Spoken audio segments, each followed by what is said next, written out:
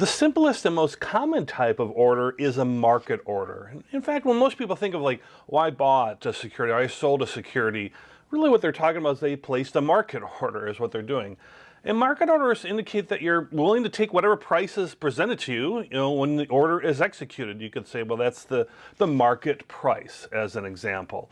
Now, it's not a locked-in market price. You might see it on your screen and place the order, but by the time the order is executed, it might be slightly higher or lower than expected. So it won't necessarily be the exact price that you're seeing once, because it all depends on the timing of the order execution.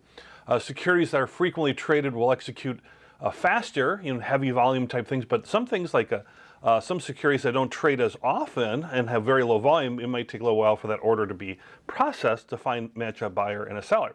So a market order, very simply, I'm buying or selling at the market price. And then there's another thing called a limit order where you can kind of adjust that. And a limit order basically allows you to limit either the maximum price you will pay or the minimum price you're willing to accept when buying or selling a security. I'll place a limit order and say I want to buy, but I don't want to pay more than this, or if I'm selling, I don't want to sell for less than that, is the idea. And that's the primary difference between a market order and a limit order, is that a limit order may not be executed if the target limit price is never reached. So let's say the market price is at 70 and if you put in a market order, it would be executed.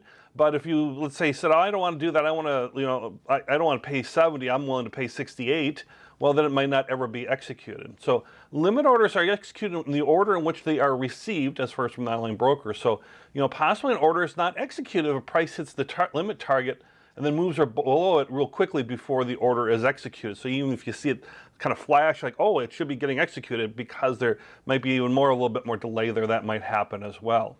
So let's look at an example of that, of both of these. So let's say you have the security here, and you've done your trend lines, and you can see, oh, look at this nice trend here on the image on the right here, and you say you want to buy on the second touch, or near that trend line. All right, so you see that. Let's say it's on a daily time frame, and so you're going to buy on the second day. You've seen the second touch as far as the close. Now you're buying on the second day, and as you can see on that second day, there's the last candlestick in our image here. You can see there's a wide range of prices from high to low. I mean, it tops around 73, and then goes down as far as the range down to about 71. So if you place the market order, depending where you're buying in the day, it could end up at any of those prices. And let's say you're looking at it, it's around 72.75 or 72.80. You place a market order, and it gets executed. It ends up being executed at 72.75. So let's say that's what you're looking at in this particular example. But let's say you're looking at 72.75 and you say, well, I don't want to pay that. I want to put a limit order in. I want to pay less than that. This is a buying situation. So if you put in a limit order for 71.50, let's say, well, that would be executed. You could see, depending on how it all flows during the day, but as you can see, at some point, there's more likely a chance it's going to hit at that 71.50 in that range throughout the day, as it would have turned out. You don't know ahead of time. That's how it would have turned out. But let's say in this day, and you're liking this trend, you say, well, I don't want to pay more than 70.50 or 70.50. Well, then you can see it never really got that low as far as in the trading range. So your order never would have been executed. Then you would have to wait till the next day and place a different type of order, or cancel that order and place a different type of, either a market order or raise your limit order up. So that's the thing with market orders.